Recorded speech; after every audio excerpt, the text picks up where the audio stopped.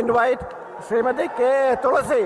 K Tulasi ഇത്തവണത്തെ ഒരു അപ്രതീക്ഷിത എൻട്രി ആയിരുന്നു. കെ തുളസി പാലക്കാട് നിന്നുള്ള കോൺഗ്രസിന്റെ ഒരു പ്രതിനിധി കെ തുളസി മന്ത്രിയായിട്ട് അധികാരം ഏറ്റെടുക്കാൻ പോകുന്നു. KPCC ജനറൽ സെക്രട്ടറിയായ കെ തുളസി രാഷ്ട്രീയ സാമൂഹിക മേഖലകളിൽ ഒരു സജീവ സാന്നിധ്യം തന്നെയാണ് എന്ന് നമ്മൾ എടുത്തു പറയേണ്ടി വരും. നിയമസഭയിലേക്ക് ഇത് ആദ്യമായിട്ടാണ് കോങ്ങാട് മണ്ഡലത്തിൽ നിന്നാണ് തിരഞ്ഞെടുക്കപ്പെടുന്നത്. 94 മുതൽ കോൺഗ്രസിന്റെ സജീവ പ്രവർത്തകയായ കെ തുളസി വിവിധ സംഘടനകളിൽ പ്രധാനപ്പെട്ട ചുമതലകൾ വഹിച്ചു.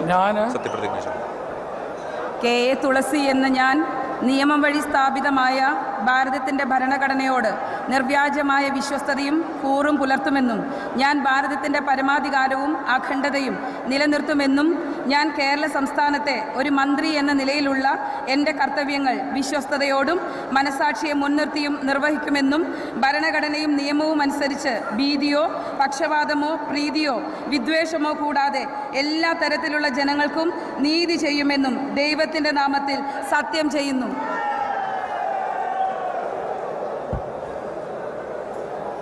ഞാൻ കെ തുളസി എന്ന ഞാൻ കേരള സംസ്ഥാനത്തെ ഒരു മന്ത്രി എന്ന നിലയിൽ എൻ്റെ പരിഗണനയിൽ കൊണ്ടുവരുന്നതോ എൻ്റെ അറിവിൽ വരുന്നതോ ആയ ഏതെങ്കിലും വിഷയം അങ്ങനെയുള്ള മന്ത്രി എന്ന നിലയിലുള്ള എൻ്റെ കർത്തവ്യങ്ങളുടെ മുറപ്രകാരമുള്ള നിർവഹണത്തിന് ആവശ്യമാകുന്നതൊഴികെ ഞാൻ ഏതെങ്കിലും ആളുകൾക്കോ നേരിട്ടോ നേരിട്ടല്ലാതെയോ അറിയിച്ചു കൊടുക്കുകയോ വെളിപ്പെടുത്തി കൊടുക്കുകയോ ചെയ്യുകയില്ലെന്ന് ദൈവത്തിൻ്റെ നാമത്തിൽ സത്യം ചെയ്യുന്നു.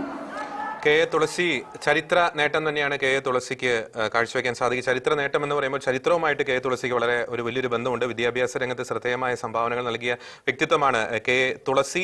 നെന്മാറ NSS കോളേജിൽ ചരിത്ര വിഭാഗം മേധാവിയായി 2017 മുതൽ പ്രവർത്തിക്കുന്നു. 23 മുതൽ 24 വരെ അതേ കോളേജിന്റെ പ്രിൻസിപ്പളായും സേവനം അനുഷ്ഠിച്ചിട്ടുണ്ട്. അപ്പോൾ വളരെ ഉയർന്ന വിദ്യാഭ്യാസ യോഗ്യതയുള്ള വ്യക്തിത്വമാണ് കെ തുളസി. ഇത്തവണ മന്ത്രിസഭയിലേക്ക് ഒരു അപ്രതീക്ഷിത ഒരു എൻട്രി തന്നെയായിരുന്നു.